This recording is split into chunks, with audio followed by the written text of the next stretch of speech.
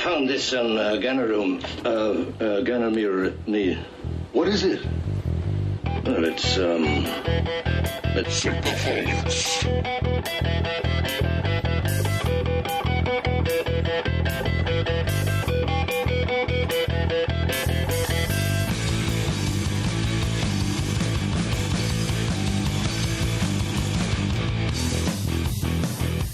Welcome to Synthaholics, guys. This is your host, David Duncan, and with me is...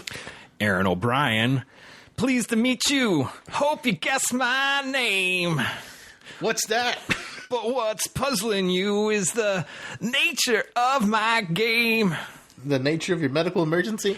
I got something up my butt. Oh, it's that prostate exam again? Welcome, friends. Friends? I've got pointy horns on my head, and I'm calling you friends. Friends. Friends. Friends, trust me, friends. I did nothing wrong, ever. I've never bothered anyone. Oh. Well, before we get into that. Before we get into our devilish antics, we need to talk about something. So we didn't get it to a last episode because we were talking about the Star Wars Episode 2 with the people from the Geekiverse. But important news came out about Brian Fuller not being the showrunner anymore for Star Trek Discovery. And it's concerning. It's concerning, and like they just announced right before this, like weeks before this, that they're pushing back the show to May. And so I was like, okay, there's been very little news about casting and really anything about it. Yeah. Even at the Mission New York con they did that was like special, there was like still almost nothing really new to glean from that. So it's just kind of baffling that why he's stepping down now, when before he was under tighter time constraints and he didn't step down then when he was doing American Gods and the other show he's working on. Well, there's two theories I have. Uh-oh, conspiracy theories. Yeah, two theories. Ready your tinfoil Spock ears. Put them on. Are they on? Giddy up. All right, so one, he just is overstretched with his projects like, American Gods and everything else that he's working on just got too much and he just could not focus enough on it. Maybe there's just, I'm personally guilty of that. I overstretch myself. And then, because I think, yeah, I'll do that. I can do that. And then you're like, no, your body goes, no, you cannot. And the other thing. We can't! The next is he's seeing a shitstorm by the executives at CBS. And he was like, what did I get myself into? All right, I'm going to step back from this because it's garbage. But he's not fully stepping back. He's still totally in charge of the story, being the executive producer on the show. I guess I just don't know enough about what the showrunner, quote unquote, does versus what the executive producer does. Who knows? Can I read the article here real quick? Yeah, go ahead. So this is from the Hollywood Reporter, and this was October 26, 2016, by Leslie Goldberg. Hey, Leslie. Hello. Come on the show. He won't. All right. So Brian Fuller is leaving the captain's chair on CBS All Access Star Trek Discovery. Fuller stepped down from his role as showrunner on the digital series, Hollywood Reporter has confirmed. We are extremely happy with the creative direction of Star Trek Discovery and the strong foundation that Brian Fuller has helped us create for the series. Producers of the CBS television studios said Wednesday in a statement, due to Brian's other projects, he is no longer able to oversee a day-to-day of Star Trek. But he remains an executive producer and will continue to map out the story arc for the entire season. Alex Kurtzman, co-creator and executive producer, along with Fuller's producing partners and longtime collaborators, Gretchen Berg and Aaron Harberts, will also continue to oversee the show with the existing writing and producing team. Brian is a brilliant creative talent and passionate Star Trek fan who has helped us chart an exciting course for the series, and we are committed to see the vision through and look forward to the premiering Star Trek Discovery in the coming May 2017. So they didn't name a new showrunner, so it's like business as usual, except he doesn't have this extra title. I just wish I knew what showrunners did versus executive producers. I don't know enough about like how the Hollywood system works to know what that means. I know The Walking Dead has gone through a multitude of showrunners, but I mean, I can't tell. I mean, other than the first season was amazing, and it wasn't as amazing after the first season. So I mean, I know they've changed hands 3 or 4 times, so I don't know. Executive producers. There's more in the article, but I won't bore the listeners. But sorry, listeners. It says executive producers include Kurtzman, Roddenberry Entertainment, Fuller, Heather Caden, Berg, Harberts, Rod Roddenberry, and Trevor Roth. And Fuller responded on his Twitter account Wednesday night, responding to the news that he was stepping down as showrunner, said Riker spent 7 years in TNG unready for captaincy. Gretchen Berg and Aaron Harberts are ready. Thrilled to see them in command of the bridge. So, I mean, co-showrunners, I guess, maybe. Yeah, I guess they're producers. They're taking over. That's basically. Another says sources tell the Hollywood Reporter that the rest of this cast is also will feature an openly gay character as one of the male leads, which Fuller confirmed. A female admiral, a male Klingon captain, a male admiral, a male advisor, and a British male doctor. Not very many females in the show. There are no women in the future. Just be ready. I want to see a lady Klingon captain. That's not a Duras. Yeah. Ugh. Anyways, let's get into Duras. But those are my 2 thoughts. I think maybe he's overstretched. I mean, the article goes on to say more things. It says it brings up the Neil Gaiman American Gods. Project he's working on. Yeah, but I mean, that was like known even when he took it on, and they expanded it. They expanded the release date. So I'm just like, why all of a sudden is like it just seems kind of strange. I agree. It does seem strange. But what was your second theory? Well, my second theory is that he just sees the shit show for CBS All Access and is like, nope, I'm taking my name off of this. I mean, I could be wrong. But honestly, it just seems strange that CBS keeps on. I mean, we talked about this with Pete a couple weeks ago for the unification when we at the very end we were talking about how they're doing the ads and everything else. They just seem to be shooting themselves in the foot, and maybe it's like this is not a good model. I can't imagine anybody thinking it's a good model except the producers who are just looking at the dollar signs. Dollar signs. Yeah, like, Star Trek's so popular. We'll get so much money for it. Yeah. I'm like, well, another thing we're just going to see, but it just seems the continuing saga of Star Trek that just CBS can't seem to... Mismanagement of a gold mine. It's like, let's just blow up the gold with dynamite and try to pick up the specks. Maybe we can reform it back into gold. Maybe. That is an excellent. It's like, we found the gold. More dynamite, please. Yeah, that's it. Yeah, that's an excellent way to describe it. Yeah, that's exactly what they're doing. They're just throwing dynamite down that gold mine and expecting to come out with big chunks of gold, and they're just not going to get it. Oh, it's so sad. But I hope the show's good. I mean, he's still executive producer. I mean, he's still in control of the story. It sounds like he wrote the first 2 episodes, so we'll see if there's a huge, paradigm shift after the second episode. Just to see, what happens, or maybe they'll go through rewrites, and so we won't know. Who knows? I mean, they tell us a little about it. It's just. It's almost like, is it a joke? Is this just like the cruelest joke CBS is pulling on us? Is it never actually going to happen? It would be funny if CBS is pulling a joke on me and you, and everyone else knows. Everyone else knows. Oh, those 2 guys. That would be actually. I would be angry, but then it'd be too funny not to laugh in the end. No, they're trolling the entire world. But we're diving back into the animated series. We think you guys have had a long enough space between Agmar and me. And I think we also talked about the Tribbles, and more Tribbles when we did. When we did our Tribbles 3-parter. Yeah. But I mean, like, that actually wasn't that terrible. We touched on that one, but we didn't get into it. Yeah, but that wasn't a terrible animated series episode. Are you already telling people this is a terrible episode? It's not great. Oh my god, that's funny.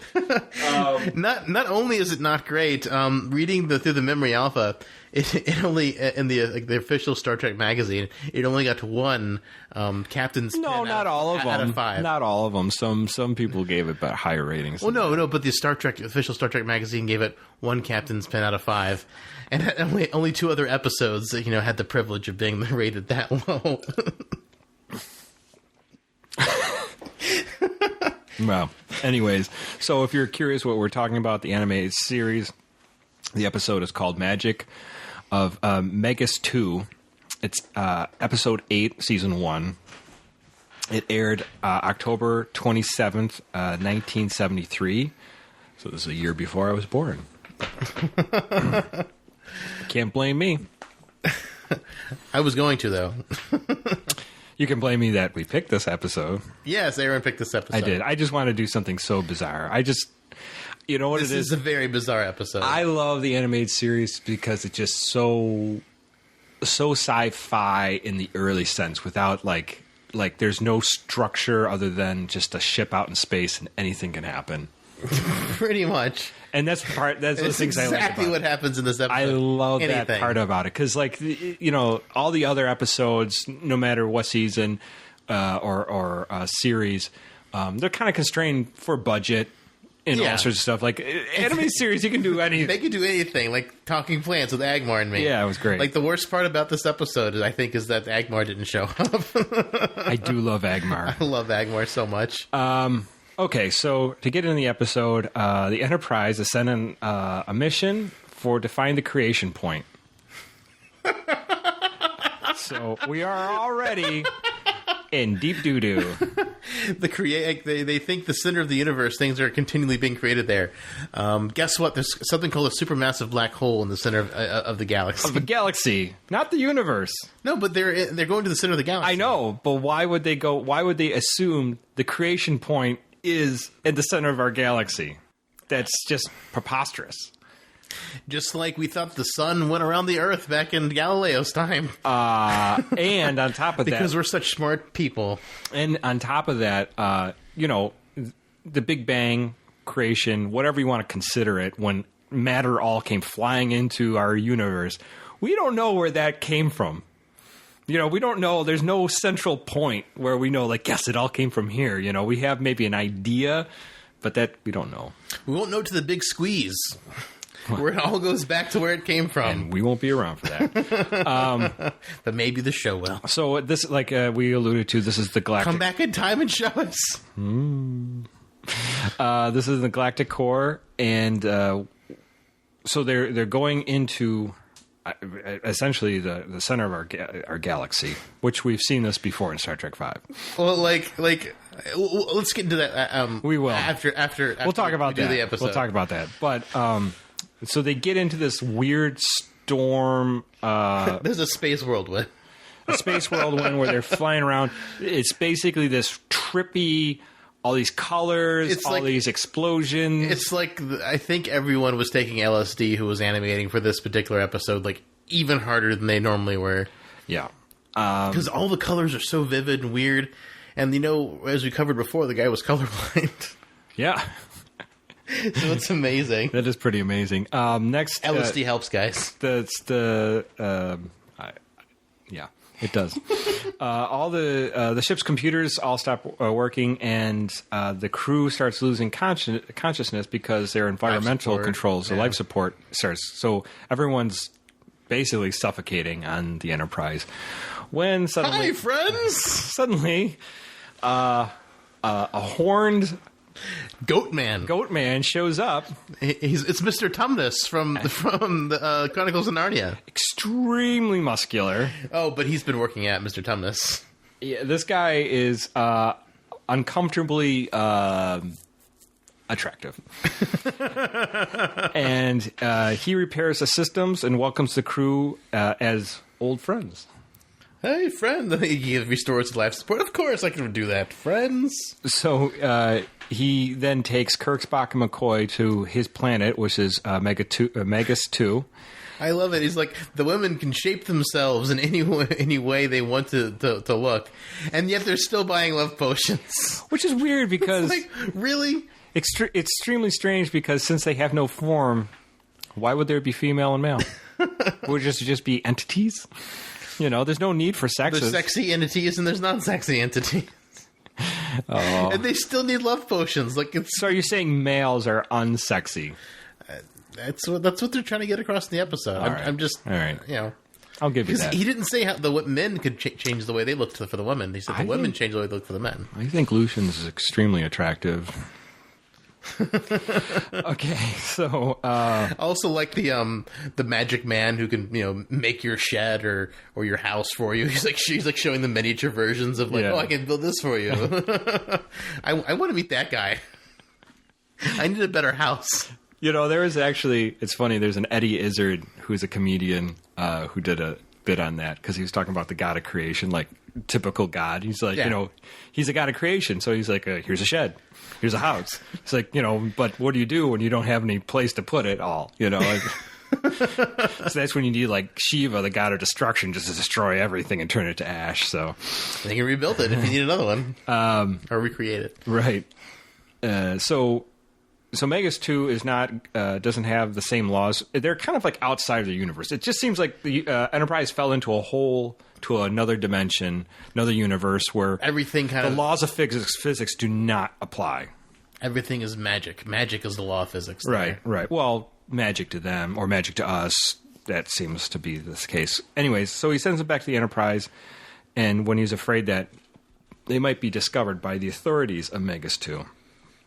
So already we find that this Lucian character is shady, a little shady. On board, we see Spock drawing a pentagram on the floor. Yes, because occult symbols are great for children's television shows. This is so in what world was this allowed? He draws a pentagram inside his. He literally draws a pentagram in the and then stands in the meeting room, and then stands on it, and then he uses the force or magic to move a chess piece. Move a chess piece, and he starts shining psychedelic colors like the ship did earlier. I just gotta wonder, how this got sensors. I mean, the 80s was part of the satanic panic era, so where everyone thought everything's satanic when there really wasn't. This came out in the 70s. Yeah, this was just this is the prelude to it. So this is when all the Ozzy this is when Ozzy Osbourne was awesome. This is what they pointed to when the satanic panic came out. Yeah, I was like, this Spock in the pentagram. That's did it. And Lucian, that devil goat thing. Yes. Satyr. Mr. Tumnus, I need some Turkish delights, please. Turkish delights. So it's a Christmas episode. So belief makes matter energy, or it can if you have belief in something in this universe, you can literally manipulate the universe around you. Yeah, it's magic. I mean, technically, it's exactly magic. So they're. I like how Spock totally gives way to this super easy with his logical mind. Strangely enough, we know this universe isn't right because Sulu conjures up a woman. Oh my! Well, no, Sulu was always straight until the until the reboots. Until the reboots. I know. I'm just joking. So there he. Basically, Lucian reappears and tells them that using the mental powers would attract unwanted attention, but it's too late. The pilgrims are coming. The pilgrims are coming. Yeah, the Puritans are going to be here, and they take them all and they put them into stockades in Salem, Massachusetts. So it's just like. So Kirk, again, Spock, and crew are all in stockades. Again, this is supposed to be a children's cartoon. Yes, in Salem, Massachusetts, in 1691 or whatever. Whenever it was, 1691 or whatever. The prosecutor is Asmodeus. He's a demon. I'm going to get into that later. I looked this up. He's a demon. explains that the Megans were had gone to Earth many years to search for companions because apparently they're just lonely as hell in their universe. Hell. They're lonely in hell. But they were met with hatred and fear. I wonder why. I couldn't put my finger on it. Eventually, they were driven out. It was too hot to put my finger on. Accused of witchcraft, and the remaining few gathered together, combined their powers, and returned to Magas-tu. So Spock, who says, "I'm not human." How come they didn't go hang out with the Vulcans? Far too logical. It would just be boring as hell. Oh no, they make the Vulcans do Wiccan and black magic like Spock does. Spock's all about that now. Yeah, he's all about that black magic. Pentagrams. Black magic woman. All right, so so he says that humans have changed, and Kirk explains how humanity has grown, and we try to accept all forms of life with an open mind. And Kirk asks Asmodeus to look at the ship's files, computers, and convince them that humanity has changed. And they, that they should go free. But the Megans say, okay, yeah, you've changed, but Lucian should be on trial for bringing evil to their planet. And so now there's a trial for Lucian. And Lucian, he's going to get punished to be by himself forever. Right. Where Kirk defends Lucian and says, look, I don't care what he's done or what you think he's done, but he seems like a pretty good guy to me. And I love how Kirk immediately conjures up thunder and lightning. And this is where Kirk has a wizard battle with Asmodeus, a demon. So he's basically Gandalf and the Balrog. You shall not put him in a ball of nothingness. I mean, is there anything Kirk hasn't done now? I mean, I didn't think I've seen it all with Kirk. He's conjured lightning. He slept with every woman. That every alien should be slept with. Yeah. Maybe a tribble. Maybe a tribble. We don't know. But yeah, I mean, now he's a freaking wizard. Where no man has gone before. Yeah, he's a wizard. So you're a wizard, Kirk. Harry. So he defends them, and basically they come down to the fact that they kind of was a test. Yeah, that they were like, hey, we respect that you stood up for them and that you weren't scared, or you stood up for your beliefs of being open and kind, and we're making sure humanity has actually changed. Right. So and they basically send them back on their way. There's like, we'll get you out of our universe. Yeah. And, see you in about, 15 years, 20 years in the future. Maybe. And then... oh, man. And then, they're on the bridge of the Enterprise, and they're like, they revealed that Lucian's name is actually Lucifer. Right. Down on the planet. And then back up on the Enterprise, they're like, do you think he really was the devil or Lucifer? And I don't think it matters. And I think McCoy's like, I think it does. Or Spock says, I think it does, because, this is the second time, he's been threatened to be cast out, and this is the first time he's been saved. Which is really weird. So Kirk is sort of now Christ? No, Christ wouldn't save the devil. No, he wouldn't, but he could have if he wanted to, I guess, but I don't know. It obviously a short episode. Was like 20-some minutes. Yeah, 20. All the animated series are 20, 24 minutes. Yeah, it goes quick. It doesn't feel like it, though. It feels like it's an hour. Just keeps going. It's just so hard. It's just... Like, I understand, like, it's still Star Trek, and they're trying to do the science fiction-y stuff, but at the same time, it's like, it's supposed to be a kid's show. Like we said with Agmar and me, ooh, no one's as inscrutable as I am. Yeah, right. It's just like, what? Like, all these concepts and names are going over, like, maybe they realized, Lucifer, maybe they heard that in church or something. Right, like that. yeah. But, like, Asmodeus and, like, all this other stuff, like... Yeah, let me dive into Asmodeus real quick. So... Asmodeus is the king of the demons, mostly known for the The Book of Talbot, which is the primary antagonist. The demon also is mentioned in Talmudic legends, for instance, in the story of the construction of the Temple of Solomon. And he's supposed by some Renaissance Christians to be the king of the 9 hells. Asmodeus is referred to as one of the 7 princes of hell.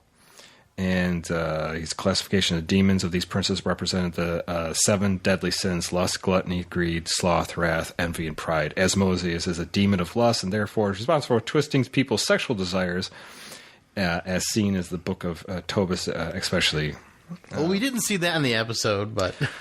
No, he was just sort of just like a... Just a fat old Puritan. Fat old Puritan. Those are the worst. Actually, I do believe that the fat old Puritans probably were the worst. But that being said, it's strange that this episode even exists. Another thing came in the Memory Alpha, which was interesting. This is actually supposed to be about God. They were going to have the devil and God in this, and then they were like, "This is the funny." Well, it was mostly supposed to be about God, but, right, but they were going to have the devil. God didn't get past censors, so like the devil's okay. Yeah, that was a strange thing. So so it says here, embassy broadcast standards found it unacceptable. The memo circulated partly. Blinding flashes of light are reserved to God. None of the characters actually state, "Holy cow, the ship is exploding into blinding flashes of light." The writers merely indicated to the artist what kind of explosions he had envisioned. Despite this, the censors were displeased, and the blinding reference therefore was dimmed. And the concept of finding God became finding magic.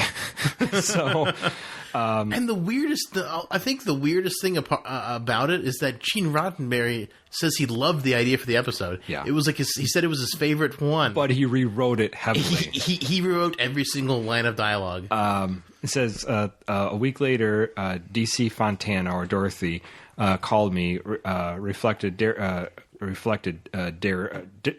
Larry Brody, who wrote this, and said, good news, we're making a deal and we're going to write that episode we talked about. The bad news is we can't use God, but we can use the devil.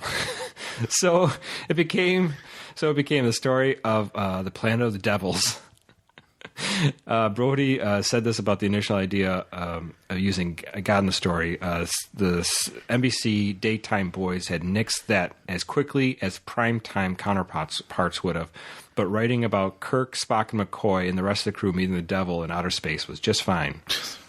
I think they mentioned that, immoral sex is okay to show on television, but moral sex isn't. Like, yeah. It was like, what? Yeah, there was another... so weird. It was a cop show. A cop having sex with his wife was not acceptable, but having sex with his mistress, or at least alluding to it, was acceptable. It's so bizarre. Like, what? I don't understand television censors at all. No. We're so uptight in America. Come on, let's not be so uptight. I don't care about God or the devil on it. I mean, both is a pretty stupid idea to stick in the center of the galaxy, if you ask me. But that's just me talking. But that's a totally different subject. Well, but the thing is that blows my mind is like this says Gene Roddenberry loved the idea of the Enterprise meeting God, and he hated Star Trek V, where it's the same plot. The Enterprise goes to meet God. Right, in the center of the galaxy. In the center of the galaxy. Yeah. But this time, there's a galactic barrier. Like, there's so many things that just, like, if you count the original series animated show as canon, then, like, they've already been to the center of the galaxy. There was no galactic barrier. They should have known this. Like, it just, like... Yeah, I know. And I know Gene Roddenberry has maintained for a while that he's been dead for a long time, but he maintained that animated series wasn't kind of canon, but with the reboot movies, them using... But there was things that were canon in there, like I forgot who the cat lady is in the animated series. The cat ladies show up in the movies. Yeah. The cat race does. So anyways, I mean, it just... it does make sense that he loved this script, but then he hated the God thing. Because the original script had God in there, and that's what he loved about it. I think he loved the idea that you're going to meet God and the devil somewhere in the center of the galaxy, which is just, I think he loved it because he was going to get a chance to rewrite it, but he isn't going to get a chance to do that with Star Trek 5. Yeah, because, obviously. Because he has no control over the movies. Control, exactly. So that's why I didn't like it. I don't know. This is my issue with Star Trek when it gets into theology, especially theology that's well established on our planet Earth. I just think there's too many things that just could rub people the wrong way. I think there's too many theological arguments, and I just think it should stay away from it. I don't mind if they reference it, but I don't think they should like delve into it. I think that's a bad idea because everyone's got their own idea of, God, the devil, or whatever. Everyone has their own belief system. It just seems odd that they would get into that. And especially for a cartoon. This is another thing. This is for children. Like, it's just so bizarre. Right. Like it's why the animated series is probably so hard to watch. It's like, it's supposed to be for kids, but then at the same time, it's not. As you're watching it, right. it can't be for kids because of like how bizarre and how like over the head of, sometimes it goes over my head. Like I have to look stuff up. Like I don't know what that is. Like, how's a kid gonna know it? Well, because I looked up Asmodeus and I was like, because I knew the name sounded familiar. It sounds familiar. You've probably seen it like Supernatural or something. But I wasn't I didn't know what it actually was. Yeah. I'm not a demonologist, so I don't know these things. But yeah, I mean, I was just like, You haven't devoutly read the Necronomicon? No. Or the Malice Malefication or anything like that. No, I haven't. It's just one of those things that are it's interesting on one level that level of writing and attention to details were put into cartoons in 1973. But it also is concerning that they show pentagrams, the devil, and all that stuff in a cartoon, and it got past censors. And it's like, oh, it's totally cool. That's right. It's just like, we can do that. What? So it's cool. The other thing is the episode of itself just going in like, I don't understand why the thought that God and the devil or any theological being would be centered in the center of our galaxy. Like, wouldn't God just be everywhere? I don't know. I just like, it doesn't seem weird. Like that's his home. Yeah, he lives there. Yeah, he just like there. What happened to the science? I mean, I guess black holes were still theoretical back then. So they didn't really like black holes were only like theoretically like there. I guess they hadn't been and a lot of people proven. A lot of people didn't even think that the center of the galaxy had a black hole there. Well, I mean, they were theoretical. Theoretical. Like, no one even knew like what they were, but now it's widely assumed that a black hole keeps all the stars in the galaxies swirling around it. Yeah. No, but or like a toilet that's kind of like it's swallowed up eventually. But going kind of actually because you're mentioning, it's kind of weird that they have any kind of theology that's well known in Star Trek. Going back to kind of like the Discovery stuff, I know I read a couple articles that people are really lobbying for them to have like a Muslim main character on the show, and I'm just like, no human on Star Trek has ever really subscribed to any religion hardcore. Like it would just be really weird to like. I feel like that would be kind of pandering. We hear references to God, but we don't hear an exact faith domination. Like like Kirk, McCoy, Sulu, Picard, Riker, like none of them say they follow any kind of religion. Right. I mean, as far as we know, they're basically agnostic and or atheist. Well, as far as we can tell, McCoy says, "My God, Jim."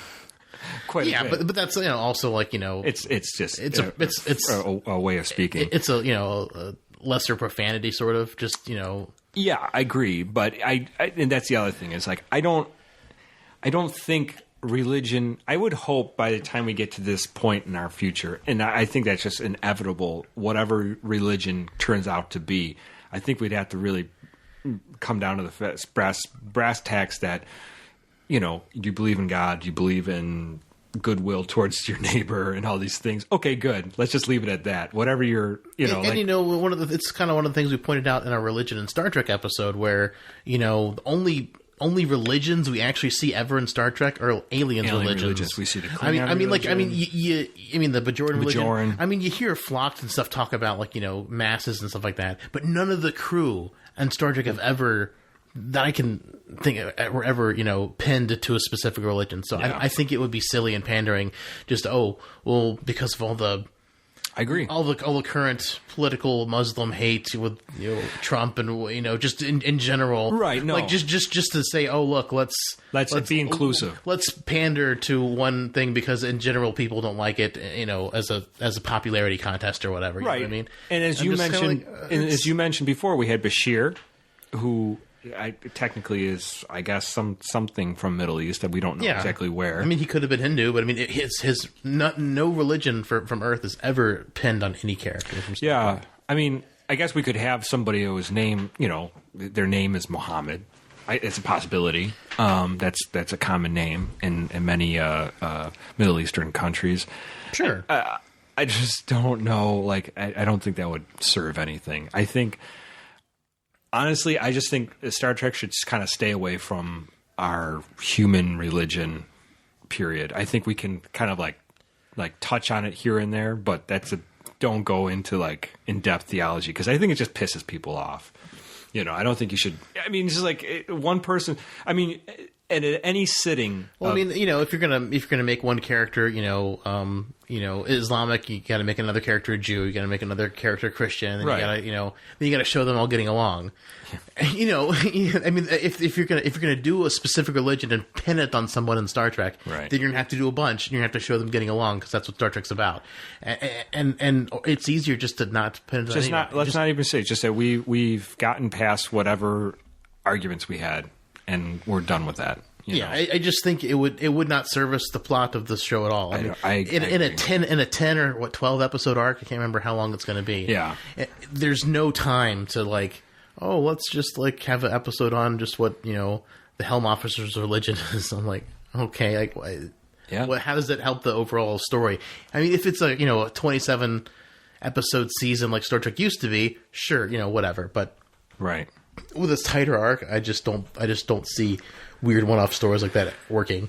And there was, I mean, this is kind of going a little bit off, maybe this doesn't have religious connotations, but and TNG, what's her name? The Bajoran, not Ro. Not Ro? What do you mean not Ro? She's the only Bajoran I know. Is that Ensign Ro? Did I name it out of the gate? Right. Yeah. I'm sorry. Ensign Ro. I just doubt myself a lot. So, but she wore the little earring thing, and Picard told her to take it off immediately. And then she's like, it's religious. And he's like, but... Yeah. But he's like, it's not allowed. Yeah. Which was, okay. It makes sense. Like, if this is your Starfleet uniform, of course, Worf gets to wear a sash. Is that fair? I don't know if it's religious, though. I don't think it's religious either, but I just think... I know the earring's definitely religious to the Bajorans. But... Yeah, but you know what I mean. It's just like, he's just like, take it off. Yeah. It doesn't stay on my ship. And he's like, fine. The uniform, too. That would be nice. If you watch True Blood, you get to see that, but Yeah. I don't... Ensign Ro, much older. Yeah.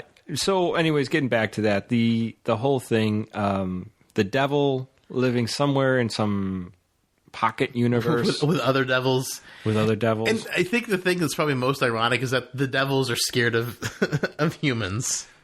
Yeah. Yeah, they were like, oh, you're the evil. Like, you're freaking demons. Well, like how... I don't know. I might agree with them a little bit. We're a little scary sometimes, you know. Yeah, but we drowned all those witches. Well, she's a witch. Burn her. If she weighs the same as a duck, then she's a witch. Then then that means she can float on water. And that means she's a witch.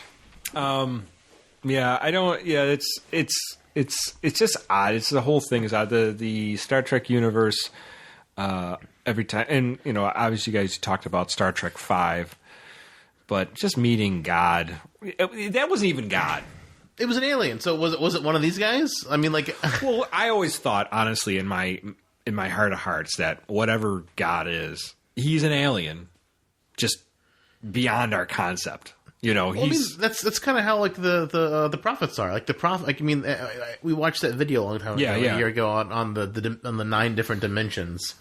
And the wormhole aliens, because they keep on saying, Cisco's linear, that means they have to exist in the 4th dimension or higher to be able to for them to not have a linear concept of time, because any being that can exist in a dimension above the fourth dimension can move through time like we move through space. Right.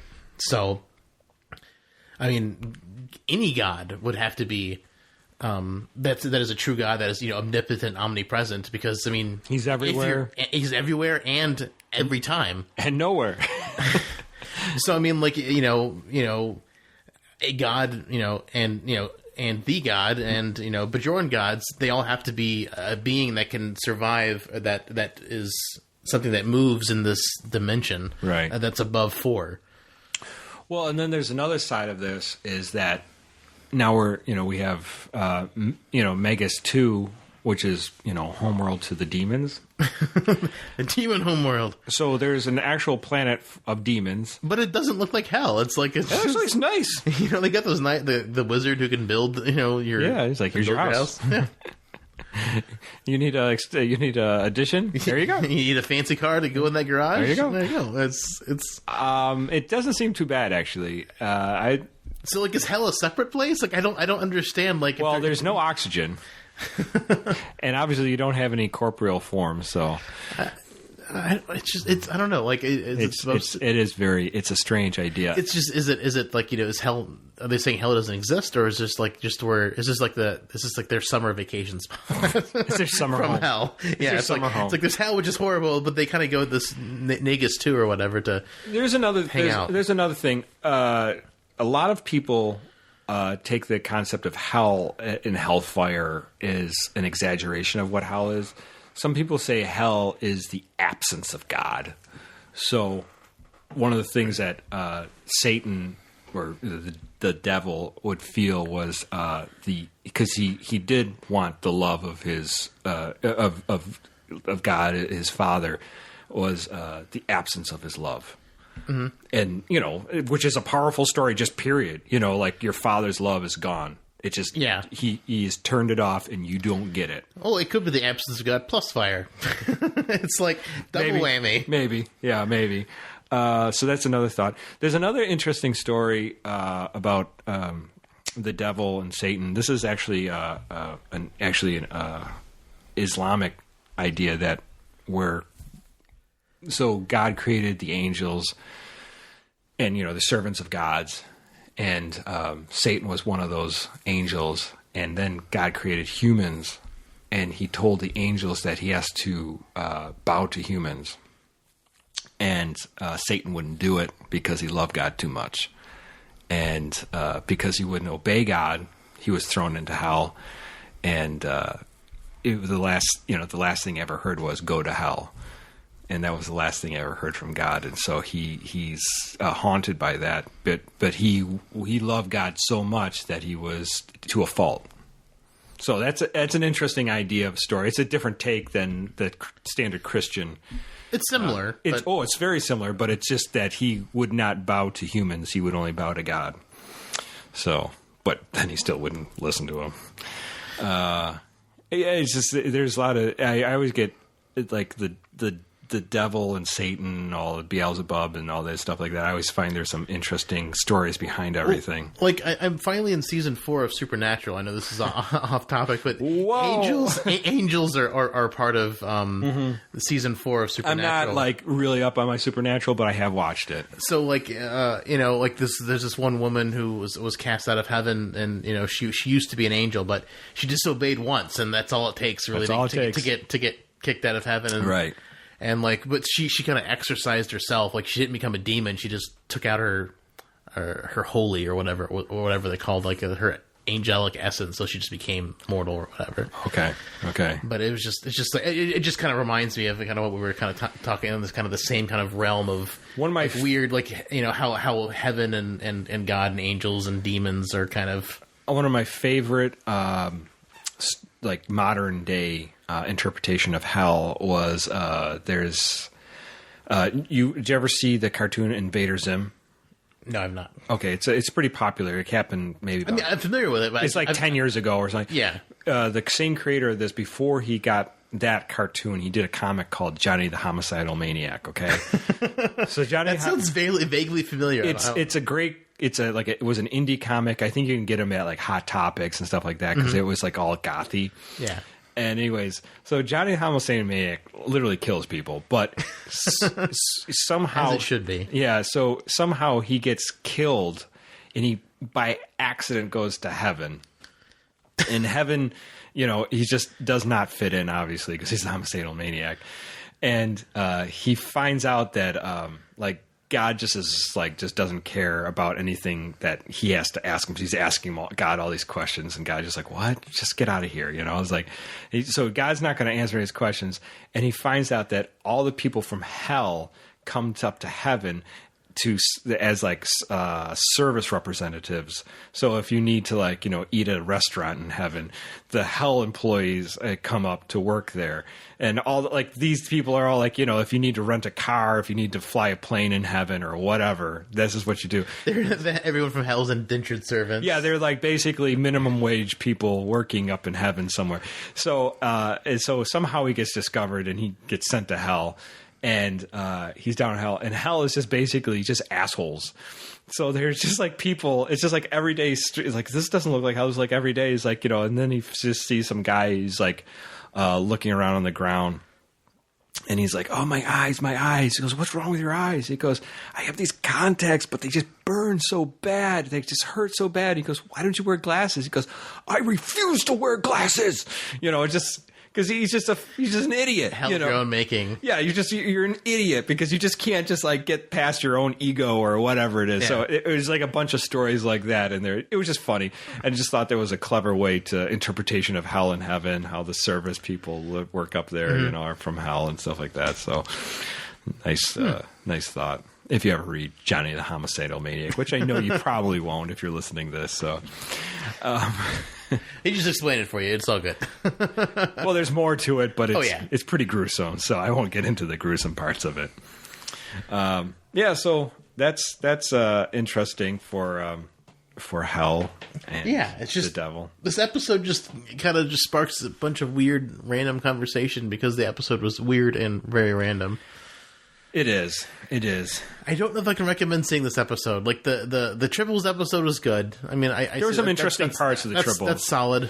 Egmar and or the Infinite Vulcan. Infinite Vulcan, it's watchable, but this is getting toward the bottom of the barrel. I mean, I haven't seen the rest of them, so I can't. I've seen a whole bunch of them, and I've seen them all. I just haven't seen them enough. They ebb and flow. There'd be ones that I think you also have to be in the right mindset too. If you're in the right mindset, you'll be like, "This is kind of cool." And other times you're like, "What the hell is this?" It's just it's all the 60s camp and cheese, but with no restrictions except for the time limit, and it's just so weird. Yeah, I don't know if I could watch these episodes if they were an hour long. They're hard enough to watch at 25 minutes. Yeah, I agree. They're trying to oh, what is this? I think the next one we should do. We should figure out whichever episode Nurse Chapel has the one red arm. Oh yeah. Because the guy was colorblind, he didn't know. He was like, yeah.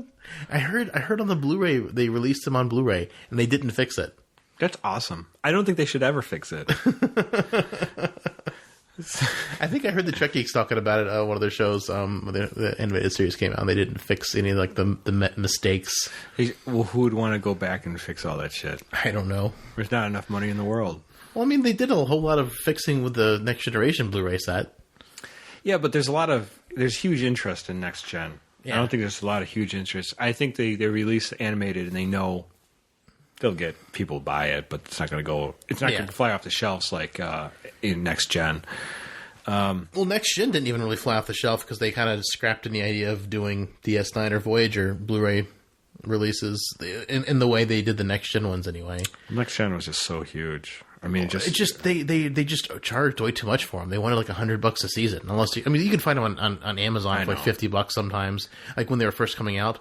But their regular MSRP was $99 a season. I'm like, it's criminal. It's just that's just too much for. What's the point? CBS just trying to gouge people for money. It's just you get more money if you set it at a lower price and more people buy it. Yeah, I don't understand what for a 25-year-old television show. What they should do. Granted, they did an immense amount of work fixing it, and restoring it. They had to redo some of the effects because of they just weren't there. I mean, they did a ton of work on it, and they're beautiful, the Blu-rays. But $100 is steep per season.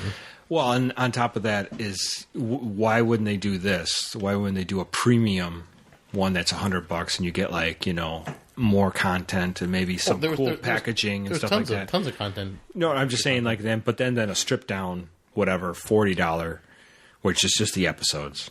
That's all you get. I'm just riffing here, but you know, that kind of thing. Before we go way off topic, why don't we? You got a letter? You got an email? Yeah, I've got an email from Joshua. Joshua emailed us back. What? Yeah, we actually had it last time. It was just we were doing a non-Star Trek episode, so it just didn't seem like it would really fit. Josiah and Trevor aren't as big into Star Trek, so it probably would have been out of place. We're working on them, though. Slowly.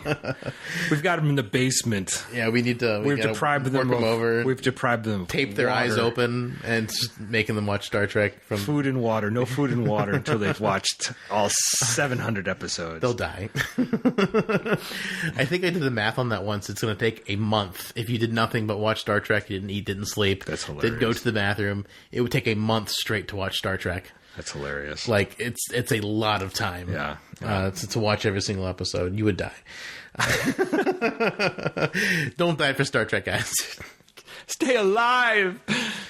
All right. Aaron recently posted an article to the Facebook page about STD, Star Trek Discovery, just in case you're wondering, and how they were going to reimagine some of the alien species. This is going to make for some super pissed off Star Trek fans, but I'm personally eager to see what they come up with. From what I understand, Star Trek is getting a much bigger budget than usual for the upcoming show, so they can afford to be more creative than their predecessors. I think it's important to remember that this can be a good thing. I was not yet a person when Klingons first got their forehead ridges in Star Trek the Motion Picture. But this reimagining of the alien species, too. Did people lose their shit back then? Were they all like bumpy foreheads? Those aren't Klingons. I think they'll reimagine the Andorians because, let's face it, blue people with antennas are extremely... cool. I love that. Our extremely archaic description and laughable stereotype of the extraterrestrial.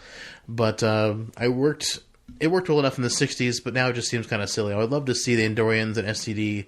Especially since TOS era, they seem to completely fall off the grid. After TOS era, they fall off the grid. Anyways, a few tweaks here and there with the alien makeup's okay with me, but I don't want to watch the new show and not feel nostalgic over alien appearances. What do you guys think? I disagree on the Andorian thing. I love the way they looked in Enterprise. Enterprise was so cool. Oh, they moved the antennas from the back to the front of the heads. Yeah, they were awesome. They revamped them a bit, but they definitely and they kind of embellished their culture. You got to know more about their home planet. Oh yeah, it was awesome. They have 3 sexes. I love Andorians. They're awesome. Or they have 4 sexes. Oh, they've got more than 2. I don't know, but I do love that a lot. I mean, like they've already teased the Andorian makeup. I mean, it's one of the few things they have teased for STD. You know, the issue, and their antenna are even longer than they were in. Oh, that'd be cool too. I mean, they look like they're twice as long as they were in Enterprise. Yeah, the issue I have more than anything. The issue, I mean, well, first of all, the Klingons becoming with ridges. Yeah, I don't know. Did that upset people back in the day? I don't think so, but I just think that people were so hungry for... I mean, the first time we saw it was basically Christopher Lloyd and crew. No, it was Mark Leonard. Yeah, okay. Yeah, that was so brief. I don't think people really thought that much about it other than just like, well, that's interesting. You know, but then we got to really see it in Star Trek 3 with Christopher Lloyd. And people had to complain about the Enterprise blowing up, so that took precedence over... I don't remember a lot of grief about Star Trek 3, honestly. I don't remember anybody complaining about anything. I think it was just more of people were excited. These movies were exciting. They were fun. They kept your interest. And the cool thing about Star Trek 3 was that it's linear to Star Trek 2, so it picked up exactly after, like whatever, maybe... 3 weeks or something, or whatever it was since Star Trek 2. So that was cool. I love how 2, 3, and 4 are basically a trilogy. They're just like next book.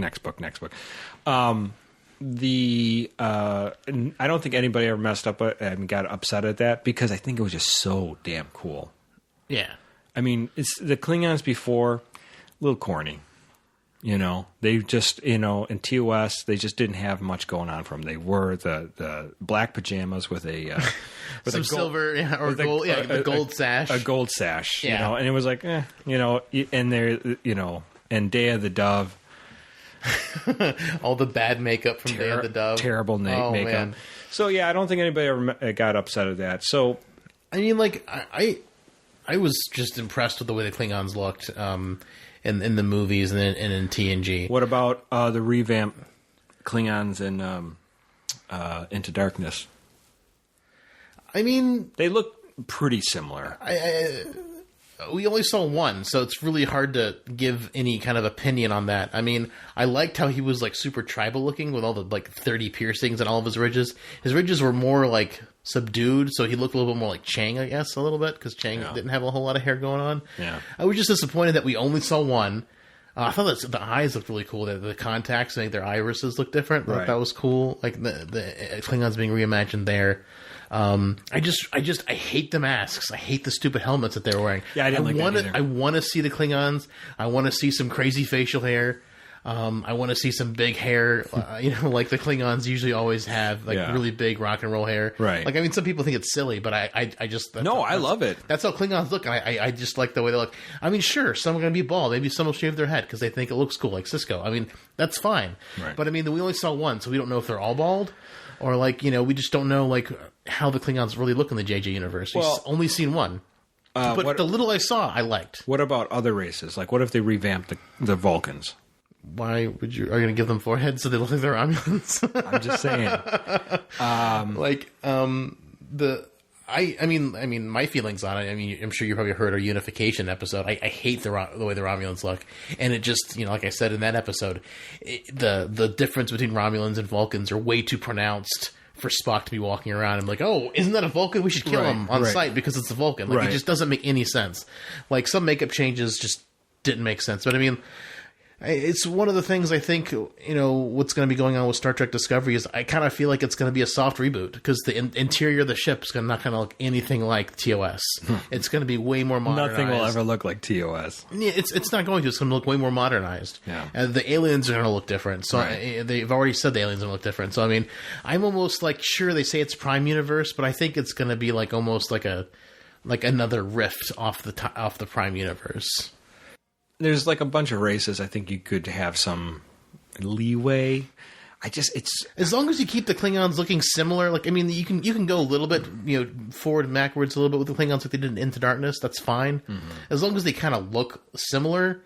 They've got some kind of thing on their foreheads. They look like big old ridges. That's fine. There's Vulcans have pointed it. You can make them more pointed, make them look more like elves. I don't care. Well, back in that's the other thing is like, why would Klingons have ridges in post TOS? Because they wouldn't, going canon wise, because after Enterprise they start losing their ridges because of the DNA. But they also said there was forehead reconstruction specialists. Okay, whatever. Plastic for surgeons the really rich for the Duras family, right?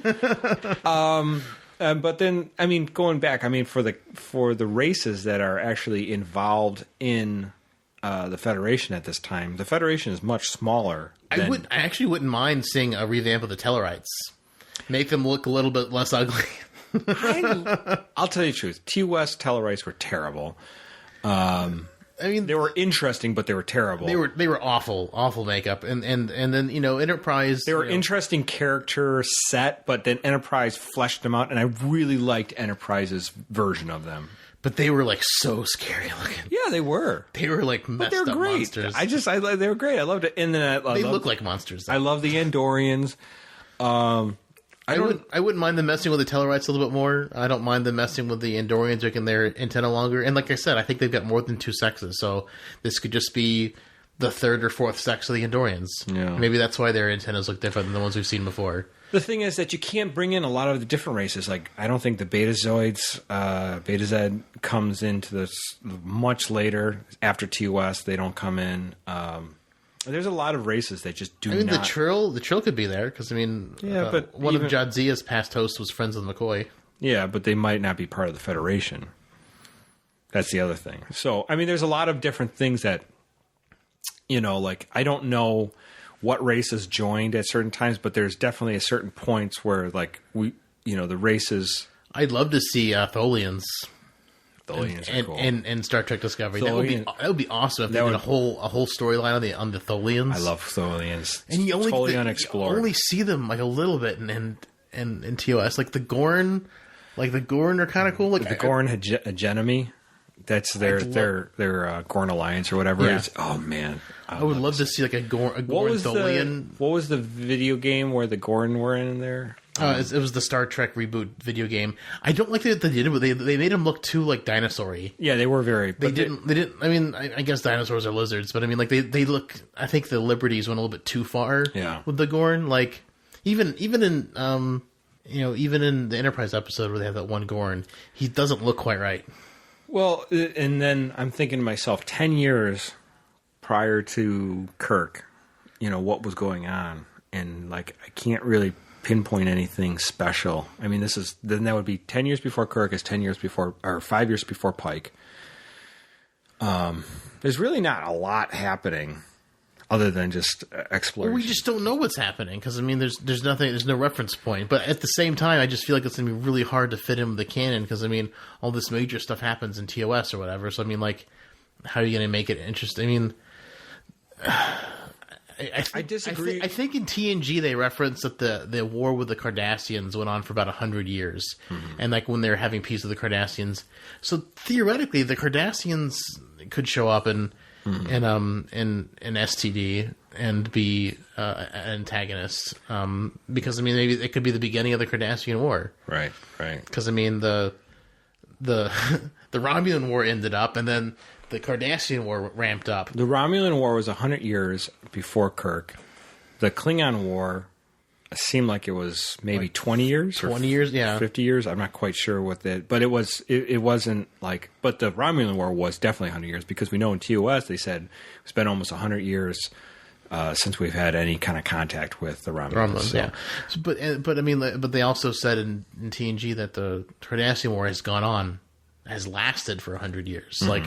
That's a long time to be fighting. So, I mean, it was happening while Kirk was going around and probably before. So, I mean, maybe we could see the origins of this. That's a good point. So, I mean, we could see the Cardassians redone, which would be interesting. Although I think the Cardassian makeup is fantastic as it is. I don't know what you could do to the Cardassian maybe make it a little bit more easy to move.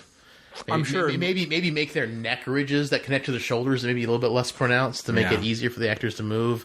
Because I'm sure appliances for special effects makeup has gotten better. Well, they said, like I read in that before the Hollywood Reporter article, that the Klingons, there's a Klingon captain in this new series, so we don't know who it is or what it is. Sure. But and the original trailer said multiple crews, so maybe we'll have like a back and forth between right, exactly, Klingon crew and Federation crew, which would be interesting. I don't mind revamping some of them, but there's certain ones that are almost like you can't revamp the Vulcans. It's just I think it just goes against. I think the only thing you can do with the Vulcans is maybe make their ears longer. Maybe make them look more elf-like. But I mean, I could see that. I could see that slightly. Yeah. I mean, because in fantasy things, elves usually have really, really long ears, and and half elves have like the more Vulcan-y ears because like they're pointed, but they're not like super long. Right. So that's how you know a half elf from a regular elf. Right. So I mean, I can see maybe if they wanted to make the Vulcans maybe a little bit more alien, make their ears a little bit longer when they're pointed. But I mean, But other than that, I mean, I see it as fair game. As long as they don't go too far off track. I mean, Klingons should still look pretty much like Klingons. I mean, their forehead, every forehead looked different in TNG. So I don't think we're going to see a Tellarite. I don't think we're going to see an Andorian. I could be wrong, but I mean, we've already seen the Andorian preview makeup for STD. There has been. I haven't seen anything. Yeah, it was they leaked. Brian Fuller tweeted out, I think a while ago, oh look, here's a new makeup test, and it just showed Andorian ears, Andorian antenna, but they just look like they're twice as long as regular Andorian. Well, I don't even mind that. That's cool too. I mean, if they're like a little bit longer, I mean that's. I mean, as long as they're keeping with the feel. The general, Yeah. Fine. That's as long as Orions are hot and green. You don't need to change anything. Don't give them forehead ridges. Don't change the horizons. Just keep them green. They can be different shades of green. Hell, they can be purple too if they want to be purple too. I don't mind. Don't make it purple. That would make no sense. But yes, I don't know. I don't really 50 Shades of Green. I bet that's next to Kirk's bedroom at night. You should write that book. 50 Shades of Green. You should write that book. I think you found your niche. Yeah, I don't really mind I don't mind them revamping a little bit as long as they don't get too crazy. Like, I mean, there's, like I said, there's certain standards I think, that I think they should keep with. But I mean, if they tweak it a little bit, that's all right. As long as they're easily identifiable, if they, you see a Vulcan, you should be like, that's a Vulcan, that's an Andorian, blah blah blah. Yeah. As long as it's like easily recognizable, I don't care if they, morph it a little bit to something a little bit different. Longer this, shorter that.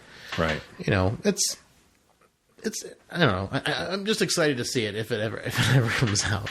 I'd be really excited if they had Asmodeus in STD. just a fat Puritan showing up. Hello, friends. Oh, well, one of the things you were telling me about this movie called The Devil's Reign. Oh, yeah, we didn't get into that. And I watched the preview for it, and it looked like they had a bunch of people dressed up as Puritans in it too. Like, it's just So this is weird because here you have Devil's Reign. William Shatner's in this, which is why we're bringing it up.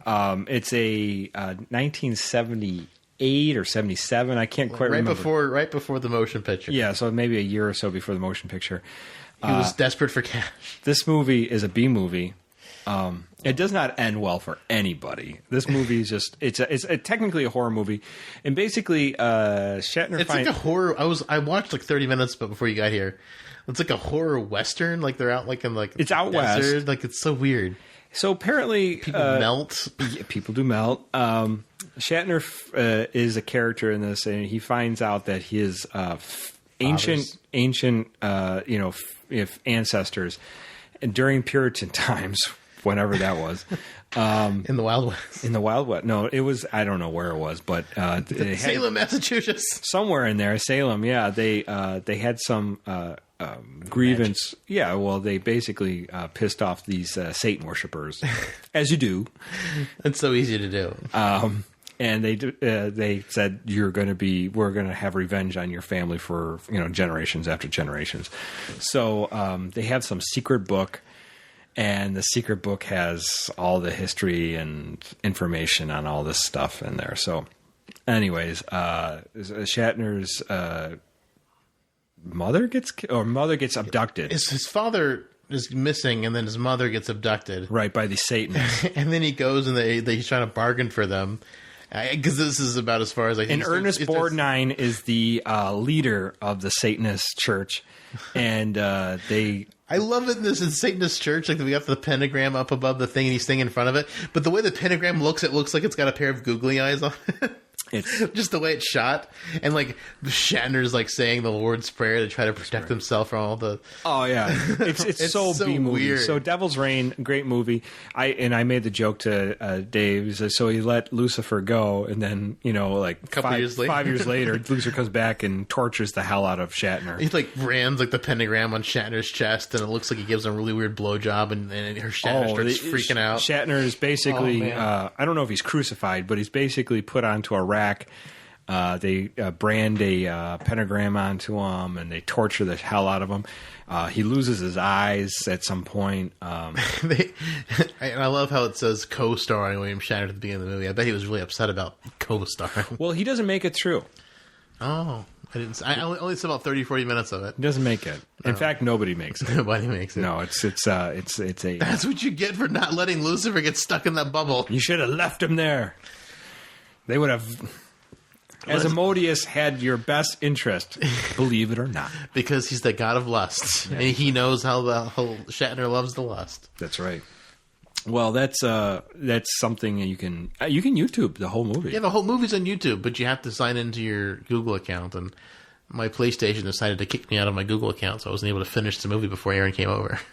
You weren't missing out anything. I wasn't. It was really terrible. If you don't have small children or anybody who's offended easily, it's something to watch just for the hell of it. But it's you're not it's a 70s B movie. It's silly, it's goofy, but it's entertaining in its own right.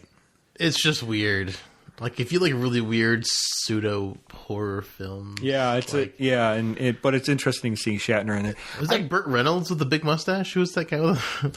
No, but you know who's it's not Burt Reynolds, but you know who's in this? It's like a Burt Reynolds wannabe. Because he's got the big mustache. I don't know who that actor is. He makes me think of Burt Reynolds. But you know who has a quick part? Who points out that the Burt Reynolds character is, intruder. He's William Shatner's brother, I think, in the movie. But you know who yells that out? No, John Travolta. That's John Travolta. He only has like one line. John Travolta has a one line in this movie. He's in there. Yeah, I didn't see that. I don't remember if I saw that part. I mean, I don't think John Travolta gets a big part until Carrie. Then I don't know what year that 1970, like late Grease. Yeah, but that Carrie came first. Oh. Carrie, yeah, he had a big part in that. So. See, this is when he started going to Scientology school, and then they started giving him the gifts. Yeah, the gifts of bigger parts. Yeah, and I mean, of course, and then Saturday Night Fever, where he did the whole disco thing, which is, unbelievable. But anyways, let's get the fever. It's for more cowbell. Saturday Night Fever is actually an interesting movie if you ever watch it. I know a lot of people never probably seen it. Yeah, I know you'd never seen it, but I've seen it a couple times. It's not a terrible movie. I'm not going to say it's my favorite movie, but it's more interesting than you would think. Huh. But yeah, Devil's Reign. More interesting than Devil's Reign. Yeah, I would say. Devil's Reign has some interesting points. There's another movie. It's just so weird seeing William Shatner act in something that's not Star Trek. I don't see him in a lot of things, but seeing him in just like a cowboy hat and jeans is just so weird. I saw on YouTube as well. It's not up on YouTube, but there's like a preview of it. It's a movie called Incubus, and it stars a young William Shatner. So this is a very black and white movie. Oh, wow. Yeah, it's very interesting. You can also catch young William Shatner in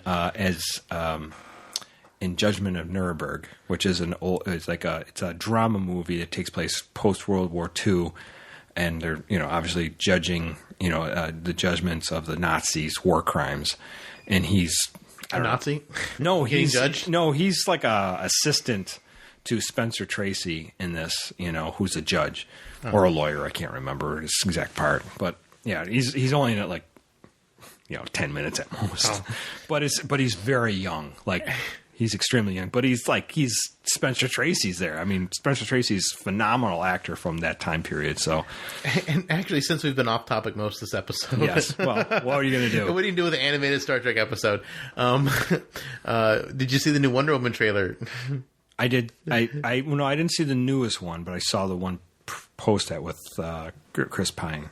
Chris Pine is basically he's Captain Kirk in the reboot movies. For those who don't know, who haven't seen the reboot movies, but basically, since Wonder Woman's like the lead, he's like the damsel in distress. Yeah, he's Steve Trevor. It's going to be so funny. If you ever read the early, Wonder Woman, Steve Trevor was kind of like the guy who gets himself in trouble, and then Wonder Woman busts in and saves him. It's going to be so funny seeing He's technically the Lois Lane. Yeah, he's Lois Lane. Lois Lane always got herself like just enough that she couldn't get out of, and then Superman would fly in. So Wonder Woman would do the exact same thing. So I'm kind of excited to see William the new Kirk be this lady in distress. Yeah, no, it's gonna be fun. The whole thing looks interesting. I think that looks like a fun movie. It looks really good. I'm excited. Yeah, absolutely. Well, should we go off on Wonder Woman? Oh yes, all over. Oh. Well, all our music is provided by Warp 11. You can find them at warp11.com or at Warp 11 on Twitter. You can find us on Twitter at Synthaholic Duo, me on Twitter at David_J_Duncan. I'm at Blackbird 2004. Guys at GS Davis Art, USS Tamerlan, and Witches of Flame. Yeah, check out Witches of Flame. This is a new comic series. It's alt history. Like, what if the Apollo program never ended? Never, ever ended. Just kept going. Kept going. What if Apollo 13 was a major success? Ooh. Tom Hanks went into the movie. But, We have a Patreon if you want to support the show, get extra bonus content. You can support us at patreon.com/Settheholics. If you want to support Guy's art and his comics, he is at patreon.com/GSDavisArt. Tell us about iTunes and Stitcher and Google Play Music. Yeah, so we're available on all those. And on iTunes, if you could give us some ratings, you want to go in, give us a review, give us some stars, 5 stars preferable. Yay, 5 stars. But tell us what you think about the show. The more people review, the more stars and we get, the more visible we become to more of the whole world. So, and then the show can become ramp up to a larger show. So yeah, we'd love to get more listeners to check us out. Also, we have a YouTube channel, which our last 2 episodes and this episode will come out on.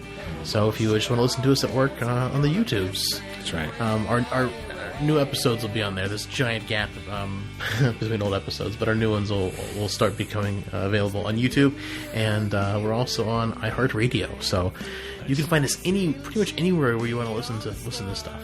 Yeah, right. If you're looking for Star Trek and goofy content about the Enterprise meeting Asmodeus and meeting the devil in the middle of the universe or middle of the galaxy, you've come to the place. You've come to the right place. Well, thank you all so much for listening. Live long and prosper. We'll cry till we laugh, and we'll both shit our pants. You're the best drinking friend I ever had.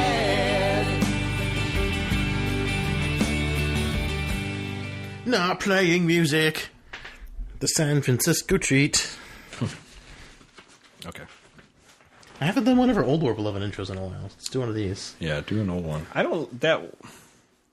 The one I don't know. The one you play is not as fun as the other one. Well, I've got 6 of them now. I know you do. I know. But whatever the last one you did, I just wasn't. I don't know which one it's called, but there's no like Star Trek reference right in the beginning. I think we don't get to it. But it doesn't pop as much as the other ones do. So okay. Well, this will be a blast from the past. All right.